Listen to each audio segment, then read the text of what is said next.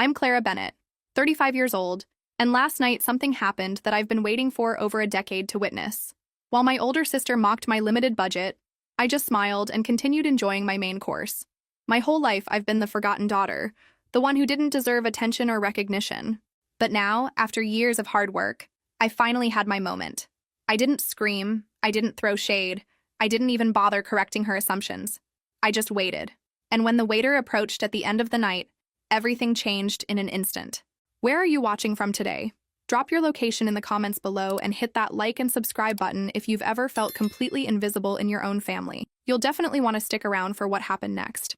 The thing about being overlooked your entire life is that you develop a superpower. You become invisible by choice. You learn to observe, to wait, to let people show you exactly who they are without any interference from you. And last night, my dear sister Helena gave the performance of a lifetime. But let me back up a bit because this story starts way before that restaurant. It starts in a small town where I learned that being the younger sister meant being the supporting character in someone else's story. Helena was always the star, the perfect daughter who got the best grades, the best clothes, the best everything. I was just there, like furniture that occasionally needed feeding. My parents, bless their hearts, never tried to hide their favoritism. Dad would beam with pride talking about Helena's achievements while I sat there like a potted plant that had learned to nod at appropriate intervals. Mom would spend hours helping Helena with her homework while telling me to figure it out yourself because I was so independent. Translation: we're too busy investing in our real daughter to worry about you. Independent. That was their code word for ignored. But you know what? Sometimes the best revenge isn't a dish served cold. Sometimes it's served at exactly the right temperature with a perfect wine pairing and a side of poetic justice. Sometimes it's watching someone realize they've been sitting in your kingdom while telling you that you don't belong anywhere near royalty. See, while Helena was living her golden child fantasy, getting everything handed to her on a silver platter, I was quietly building something she never saw coming. I was learning that the people who underestimate you give you the greatest gift of all, the element of surprise. Every dismissive comment, every time they forgot to include me, every moment they made me feel small, I was taking notes. Mental notes that would serve me well later. The irony is beautiful when you think about it. They spent so much time telling me I wasn't good enough that they never bothered to actually look at what I was becoming. While they were busy celebrating Helena's predictable path through corporate America, I was creating something they couldn't even comprehend. Something that would eventually make their jaws drop and their assumptions crumble. And last night, after 35 years of being treated like the family disappointment, I finally got to use that gift. The look on Helena's face when she realized who I really was, priceless. Absolutely priceless. It was like watching someone realize they'd been insulting royalty while sitting in the royal palace. But I'm getting ahead of myself again. You need to understand how we got here, because this isn't just a story about a restaurant. This is a story about what happens when the underdog stops trying to prove herself to people how we're never going to see her anyway, and just starts being herself. This is about what happens when you stop begging for crumbs and start baking your own bread.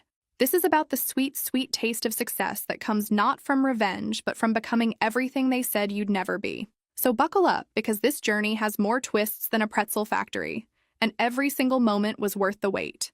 Growing up in the shadow of my older sister Helena was like living in permanent eclipse.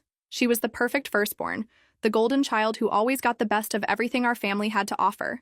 While Helena received expensive gifts, elaborate parties, and financial support for all her dreams, I lived off the scraps, hand-me-down clothes, rushed birthday wishes, and complete silence about my own aspirations. The difference in treatment was so obvious that even family friends would comment, "Don't you think Clara deserves a turn?"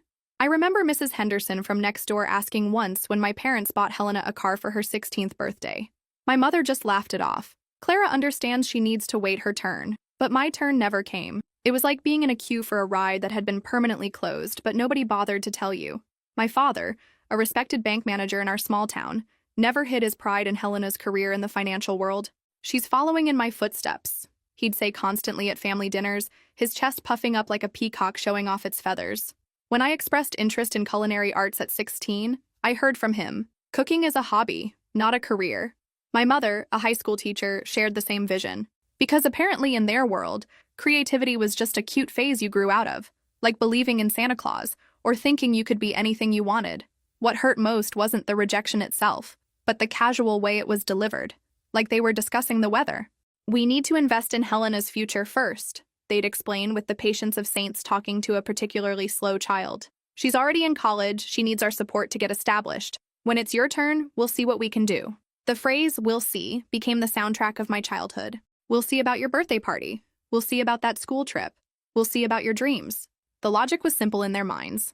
Why waste resources on an uncertain career like gastronomy when they could guarantee at least one daughter would succeed in the corporate world they understood and valued? Makes perfect sense, right? Well, if you're living in the 1950s and think creativity is something only unstable people pursue. Clara has always been independent. She manages well on her own, was what they'd say when someone questioned the obvious difference in treatment. And that became the story they told so often that even I started believing it. Because if you hear something enough times, it becomes your truth, whether you like it or not. I became the easy child, the one who didn't need attention, the one who could handle disappointment with grace. I remember one Christmas when Helena got a professional camera set she'd been wanting, while I received a basic cookbook from the clearance section. The price tags were still on both gifts. Helena's gift was worth more than I'd see an allowance for an entire year. But when I looked disappointed, my father actually had the audacity to say, "At least you got something practical that matches your interests," as if the fact that it was food-related made up for the fact that it was clearly an afterthought. When I finally graduated high school, there was no car, no celebration, because my parents were too busy paying for Helena's college graduation party. And when I managed to get into culinary school, once again I heard there was no way to help me. After all, Helena was about to get married, and the family finances already had their destination mapped out.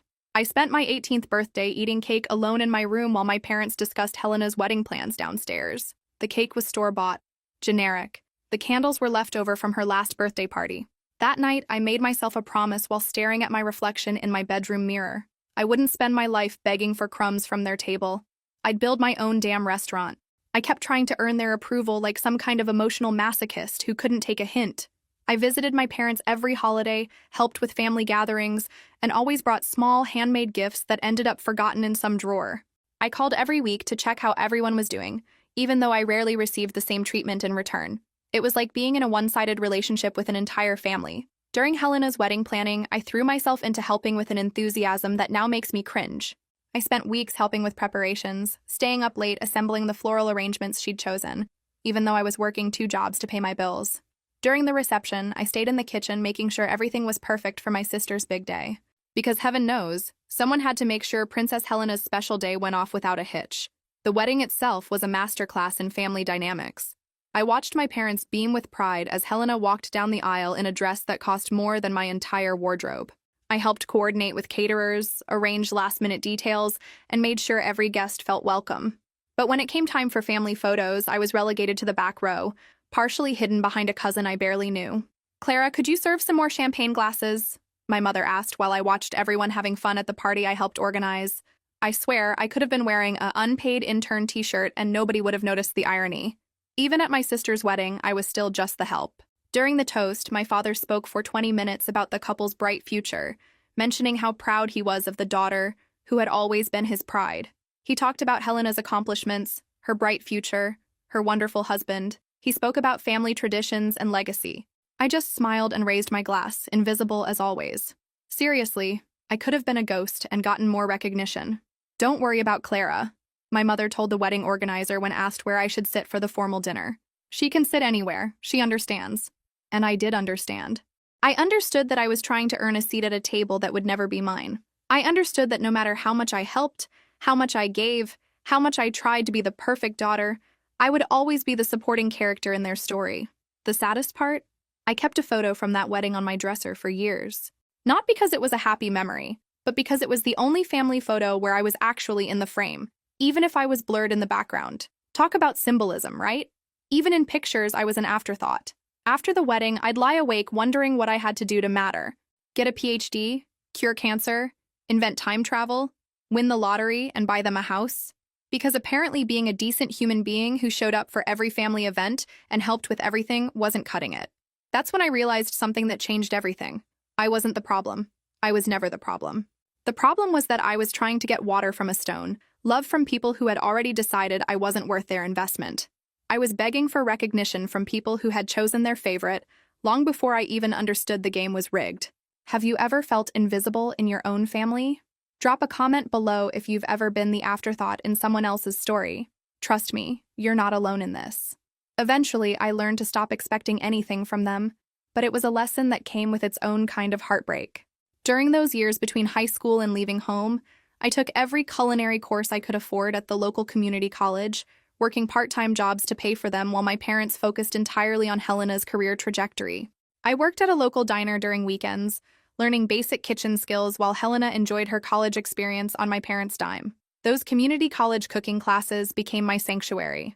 In that small, outdated kitchen with its temperamental ovens and mismatched equipment, I found something I'd never experienced at home: recognition for my actual abilities.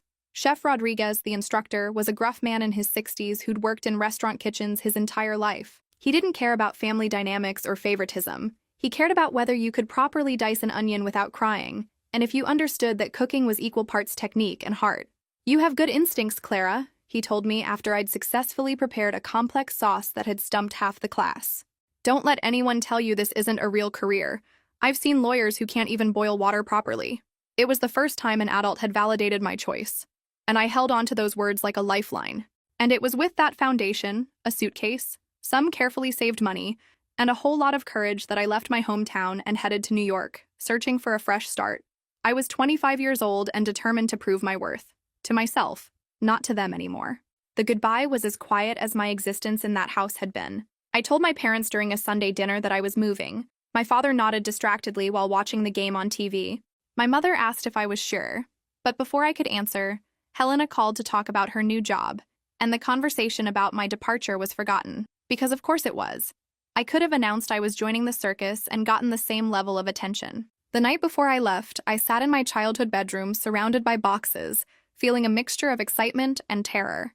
I was about to move to one of the most expensive cities in the world with barely enough money to survive the first month, but for the first time in my life, I was choosing my own path. Nobody was telling me it was impractical or unrealistic. Nobody was comparing me to Helena or suggesting I should find something more stable. The day I left a note on the refrigerator. "Going to New York to try for a spot in culinary school. I'll call when I get there." Nobody called to check if I'd arrived safely. Not the first day, not the first week, not ever. The silence spoke volumes about how little my presence had meant to them. There, sharing a tiny apartment in Queens with 3 strangers who became more family to me than my actual family ever was, I started as a dishwasher in a bustling Lower East Side restaurant.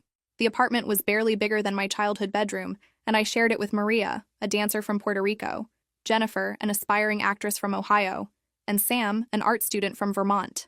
We were all chasing dreams that our families didn't understand, and we formed a bond that sustained me through those early difficult months. The nights were long and my hands would turn red and painful from the constant exposure to hot water and harsh detergents.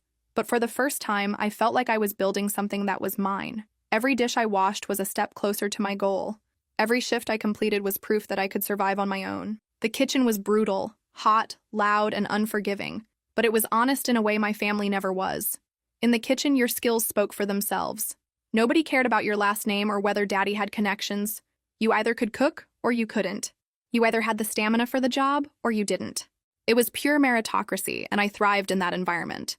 In silence and without support, I worked my way through every station in the kitchen, from dishwasher to prep cook to line cook, until I was hired by a hotel as part of the main team. Each promotion felt like a small victory against everyone who had ever doubted me. My talent grew alongside my confidence, and my dishes started getting attention from customers and critics alike. The journey wasn't easy. There were nights when I'd come home to my shared apartment with burns on my arms and cuts on my fingers, wondering if I'd made a terrible mistake. The kitchen culture was tough, especially for women. I had to prove myself twice as hard as my male colleagues, and I had to do it while earning barely enough to cover rent and ramen noodles. I remember one particularly brutal week when I was working as a line cook at a busy midtown restaurant. The head chef was a temperamental man who believed in teaching through humiliation. He'd thrown a plate at my head because I'd slightly overcooked a piece of fish, screaming that I was worthless and would never make it in this industry. I locked myself in the supply closet afterward and cried for 10 minutes, questioning everything I'd sacrificed to get there. But then I thought about my conversation with Chef Rodriguez, about the way he'd believed in my instincts. I thought about my family back home, probably not even wondering how I was doing. I dried my tears, walked back into that kitchen, and prepared the best fish dish of my career. The same chef who had humiliated me an hour earlier grudgingly admitted it was acceptable. In that world, acceptable from him was equivalent to a standing ovation. At 27, I was promoted to kitchen assistant after filling in for a sick colleague and impressing the chef with my knife technique. At 29, I was already a line cook, responsible for the cold station. Each step was small but firm, built on hard work and determination, not family connections or inherited opportunities. When I became the hotel restaurant's chef, my life finally tasted like victory. It was at that hotel that I met Chef Marcus, an industry veteran who recognized something in me that I didn't even see clearly myself. He wasn't just my boss. He was a mentor who taught me as much about cooking as he did about confidence and leadership. Marcus was everything I'd hoped to find in the culinary world: talented, demanding, but fair. He had trained in Paris under some of the most demanding chefs in the world, and he brought that discipline to our kitchen. But unlike the tyrant I'd worked under before, Marcus believed in building people up rather than tearing them down. "You have something that can't be taught, Clara," he told me one night after service while tasting a new dessert I'd created. "You tell stories through food. That's rare." Coming from a man who'd worked alongside James Beard winners and Michelin-starred chefs, those words meant everything to me. Marcus encouraged me to experiment, to take risks, to find my own culinary voice. He didn't do the work for me, never offered shortcuts or special favors, but he gave me something far more valuable: genuine recognition of my talent and the space to develop it. Under his guidance, I started developing the signature style that would later define my own restaurant. "Your sauce is perfect. I've never tasted anything like it," commented an influential food critic who visited the restaurant. That positive review was published in Food and Wine magazine, and suddenly people wanted to meet Chef Clara. For the first time in my life, strangers were more interested in my story than my own family had ever been. But at home, I was still just the younger daughter who works at a restaurant. The disconnect was almost comical. I was getting written up in major publications while my mother still asked when I was going to get a real job. The irony would have been funny if it weren't so painful. During a quick visit to my hometown, I brought some pastries I'd created especially for the occasion. My father tasted them absent-mindedly and said, "Very good. You always had a knack for cooking. Too bad you didn't follow a real career like your sister." I literally bit my tongue to keep from laughing. A real career. Right. Because apparently feeding people's souls wasn't as real as shuffling their money around.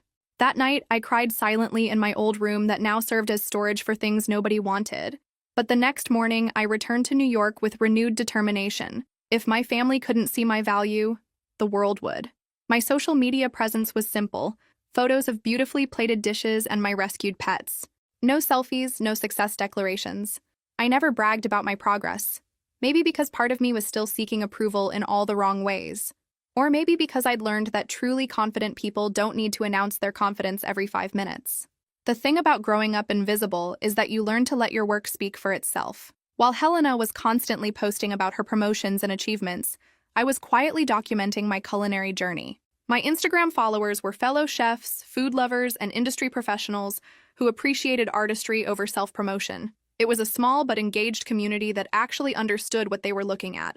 I had rescued 2 cats from the streets of New York, Shadow and Whiskers, who became my roommates when I finally moved into my own studio apartment after getting financially established. They were my family now, greeting me after long shifts with purrs instead of criticism. Shadow, a black cat with one white paw, had been found injured in an alley behind the restaurant. Whiskers, an orange tabby, had been abandoned outside my building. Taking care of them taught me about unconditional love, something I'd never experienced in my childhood home. At this time, I received a proposal that would change my life: becoming head chef at one of Manhattan's most prestigious restaurants. The salary was significantly higher than what I was making, and my name would be on the door. Finally, validation from people who actually understood what that meant. The interview process was intense. I had to prepare a 5-course tasting menu for the restaurant's owner and executive team. I spent weeks planning, testing recipes, sourcing the perfect ingredients. The night before the interview, I barely slept, running through each dish in my mind, second-guessing every decision. But when I walked into that kitchen and started cooking, everything felt right. This was what I was meant to do. "We want you to bring your unique vision to our menu," the owner said after tasting my food.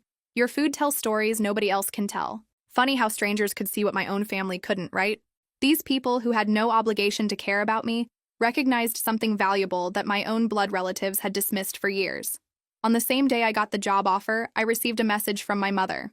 "Helena was promoted to vice president of the bank. We're organizing a surprise party. Can you send a gift? I know you can't come since you're busy with your restaurant job." Restaurant job? As if I was still slinging hash at a diner somewhere. The casual dismissal stung, But it also clarified something for me. My family never sought information about my career, never asked details about the restaurant where I worked, never questioned when I briefly mentioned a positive review or a new position. The truth is, people only see what they expect to see, and they expected me to be just another line cook. So that's how they saw me. I replied that I'd send something special. And I did. A set of expensive crystal glasses that would make any celebration more elegant. On the card, I wrote simply, "Congratulations, Helena. With love, Clara."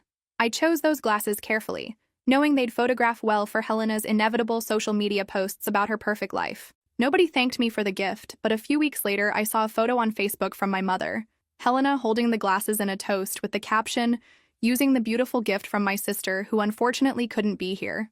No name, no recognition, no status.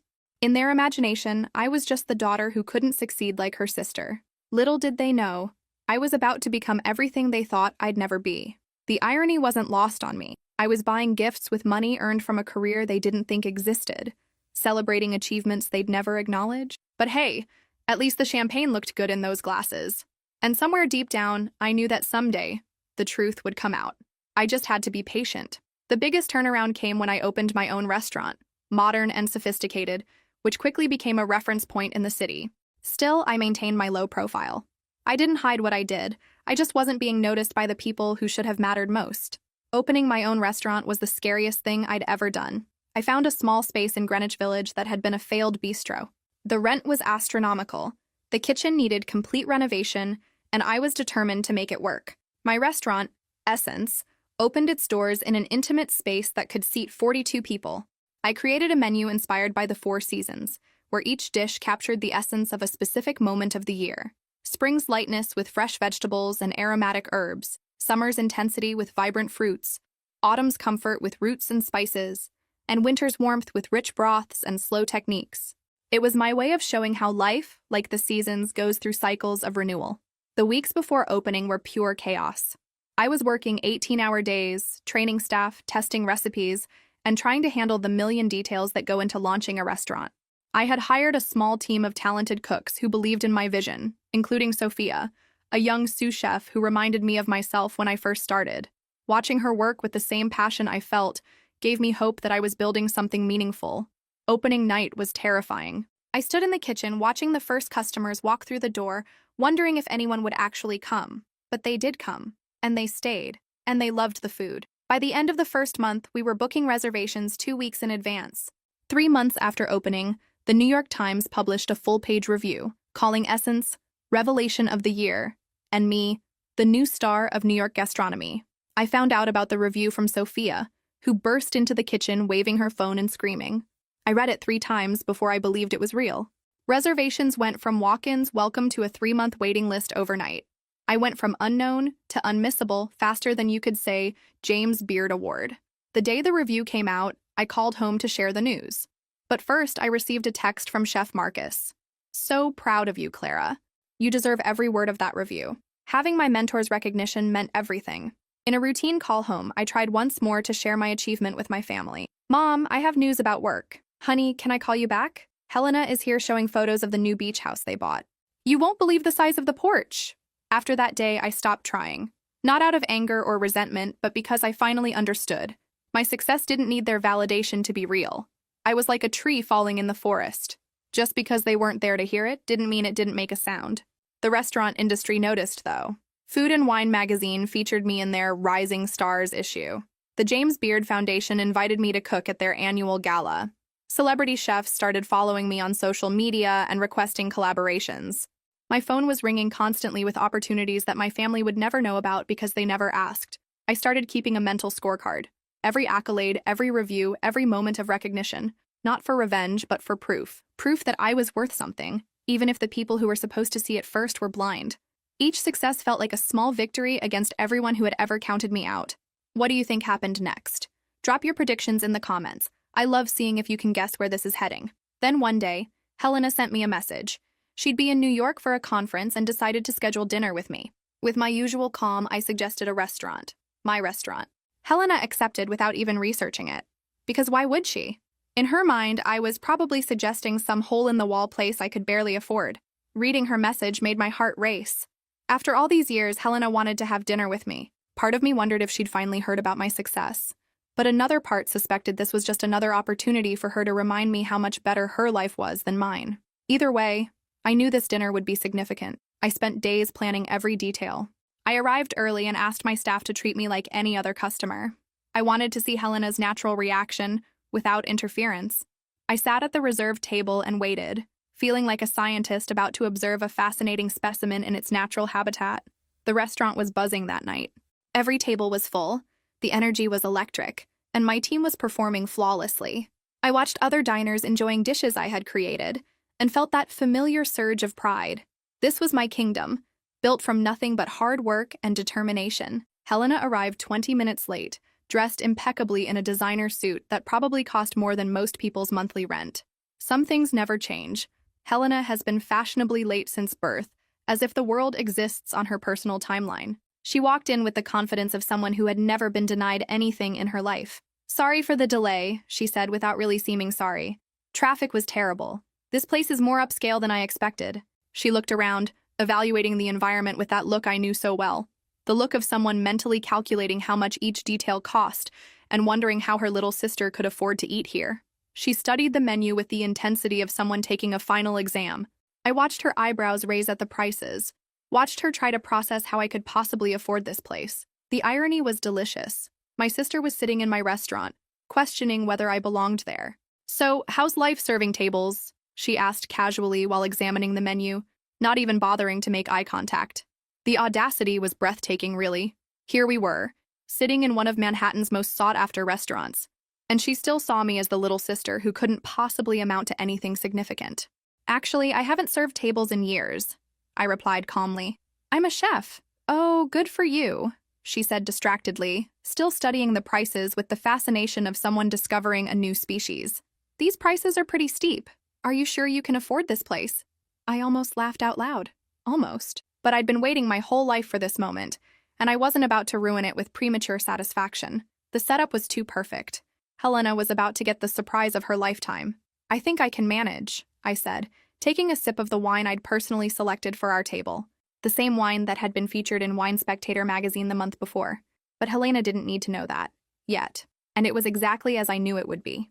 Upon arriving, my sister looked at the environment with a superior air, mocked the prices on the menu, and with a crooked smile, fired off, "This restaurant is too expensive for you, don't you think?" I just smiled and kept eating. I didn't want to prove anything. I just wanted to enjoy the moment. Because sometimes the best theater is the kind where only one person knows they're watching a performance. The evening unfolded like a masterpiece of dramatic irony. Every dish that arrived at our table was a creation of mine. Every flavor profile was something I had developed through countless hours of experimentation. Helena was literally eating my art, while simultaneously telling me I'd never amount to anything. The universe has a sense of humor, I'll give it that. During dinner, Helena talked about herself, business, friends, shoes. I listened to everything with the same patience of someone who had spent their entire life being ignored. It was like listening to a greatest hits album I'd heard 1,000 times before, all about Helena's accomplishments, Helena's success, Helena's perfect life. "You know, Clara, I've been thinking," she said between bites of my signature appetizer. "Mom said you're doing well, but honestly, you're already 35. Don't you think it's time to have a real career? I can recommend you for an administrative job at the bank. It doesn't pay much, but it's a start." The condescension was so thick you could cut it with one of my professional-grade knives. Each dish that arrived at our table was a work of art. The servers served with reverence, explaining each element with precision. Helena barely listened, focused on her monologue about her perfect life. It was like watching someone miss a sunset because they were too busy taking selfies. "This presentation is incredible," she commented while photographing her main course for Instagram. "Whoever designed this menu is brilliant. The flavors are so complex, so sophisticated. I've never experienced anything like this." Those words hit different when you know they're talking about your own creation. It was like being complimented by someone wearing a disguise. I smiled internally, feeling a small wave of satisfaction hearing those sincere words. The same hands she thought were only good for serving tables had created every single bite she was raving about. The same creativity she'd dismissed as impractical was the foundation of every dish she was photographing for her social media. "This chef must be a genius," she commented absent-mindedly after tasting the dessert. "I've never eaten anything like this. The technique is flawless. The flavor combinations are inspired. This person is a true artist." I had to bite my lip to keep from smiling too widely. The entire evening was surreal. Here was my sister, completely oblivious to the fact that she was sitting in my restaurant, eating my food, being served by my staff, while simultaneously telling me I needed to get my life together. The irony was so perfect it felt scripted, but the best part was still coming. The moment I'd been building toward for years was just minutes away. I could see the waiter approaching with the check, and I knew everything was about to change. For those who are still watching, have you ever been underestimated by someone close to you? Let me know in the comments. And trust me, you won't want to miss what happens next. When Helena asked for the check, already assuming I couldn't pay, the waiter approached and quite naturally said, "Don't worry about it. The owner already took care of everything, as always." Helena frowned. "The owner? What owner?" The waiter smiled and pointed to me. "Chef Clara, owner of Essence." Her fork hit the floor. Literally. The sound echoed across our table while Helena stared at me, her mouth opening and closing like a fish out of water. Her face went through a series of emotions in seconds: confusion, disbelief, surprise, and finally, stunned comprehension. The moment stretched between us like a taut string about to snap. I watched my sister's world reorganize itself in real time. Every assumption she'd ever made about me, every dismissive comment, every time she'd treated me like the family failure, it all came crashing down in that instant. You own this place?" she asked when she finally recovered her voice, her tone mixing incredulity with something approaching respect. For the first time in my life, I saw Helena look at me like I was an actual person, instead of a piece of furniture that occasionally spoke. "Yes," I replied simply. "For almost 2 years now." Helena looked around the restaurant with new eyes, taking in the elegant decor, the attentive staff, the sophisticated clientele. She was seeing it all for the first time, not as a customer, but as someone discovering they'd been sitting in their sister's empire while treating her like a peasant. But I heard some people talking about how hard it is to get reservations here when I was walking in tonight. They say it has a months-long waiting list. The pieces were clicking together in her head like a slot machine hitting jackpot. When I called, they said they were completely booked, but then they called me back and said they'd found a cancellation. 3 months, actually, I confirmed. But family always gets priority. I said it with the same casual tone she'd used to dismiss my entire existence for 3 decades. The role reversal was delicious. Helena looked genuinely stunned, like someone had just told her that gravity worked backwards or that the sky was actually green. "Why didn't you ever tell us?" With a gentle smile, I replied, "I did, several times. I said I had opened my own restaurant. I mentioned reviews, interviews, but nobody asked for details." The truth landed between us like a brick through a window, shattering years of assumptions. It wasn't a secret. There just wasn't anyone who wanted to listen. For years, I'd been speaking and they'd been hearing background noise. Every phone call where I mentioned my work, every time I tried to share my achievements, every moment I attempted to connect, they'd all fallen on deaf ears because my family had already decided who I was and what I was capable of. I need to call Mom," Helena said, still in shock, fumbling for her phone with trembling hands. "Please, feel free," I replied. "But first, would you like me to show you the kitchen? The kitchen where the magic happened. The kingdom they never knew I ruled. You seem to really enjoy the food tonight. I'd love to show you where it all comes together." After that dinner, family dynamics began to change. Helena told my parents about the restaurant, and suddenly, everyone wanted to know more about my life. My father, especially, started calling me frequently, asking questions about how business was going. Funny how success makes people suddenly develop hearing problems. They can finally hear you. The shift was immediate and surreal. Within 24 hours of Helena's visit, my phone was buzzing with messages from family members I hadn't heard from in months. Cousins wanted to know if I could get them reservations. My aunt shared my restaurant's Instagram page with all her friends. My mother suddenly remembered every detail of our conversations and wanted to know why I hadn't been more specific about my achievements. In one of those calls, my father finally addressed the elephant in the room. His voice was different, softer, more careful than I'd ever heard it. "Clara, dear, we've been thinking, we'd like to visit your restaurant. Is it really as hard to get a reservation as Helena said?" His voice had a tone I'd never heard before when he spoke to me, respect mixed with a healthy dose of regret. "Normally, yes," I replied, "but I can arrange a table for you whenever you want to come. Because that's what owners do. They arrange things. They make impossible things possible. That would be wonderful," he said. And I could hear something in his voice that I'd never heard before when he talked to me. Pride. Real, genuine pride. It only took 35 years and a 3-month waiting list for him to discover it. A week later, I received an email from Food and Wine magazine informing me that I'd been selected as Chef of the Year. When the reporter called me for the interview, she asked about my journey, about the obstacles I'd overcome, about what success meant to me. "Your parents must be very proud," she commented casually, assuming what any normal person would assume about a family whose daughter had achieved this level of success. I hesitated before answering, considering how to phrase this diplomatically. "They're starting to get to know my work now." "What do you mean? You're one of New York's most celebrated chefs." The reporter sounded genuinely confused, as if she couldn't comprehend how anyone could miss such obvious achievement. I smiled to myself, choosing my words carefully. Sometimes the people closest to us are the last to see us clearly. It was like being famous everywhere except in your own hometown. Except the hometown was my family dinner table. The reporter was quiet for a moment, processing what I'd said. Then she responded, "That's actually a beautiful way to put it. Mind if I quote you on that?" "Go ahead," I said. "Sometimes truth makes the best headlines." That quote ended up being the pull quote for the entire article. "Sometimes the people closest to us are the last to see us clearly." Chef Clara Bennett. It felt good to have my words matter to someone, to have my perspective valued and shared with the world. The article came out a month later, featuring a full-page photo of me in my kitchen, surrounded by the dishes that had made me famous.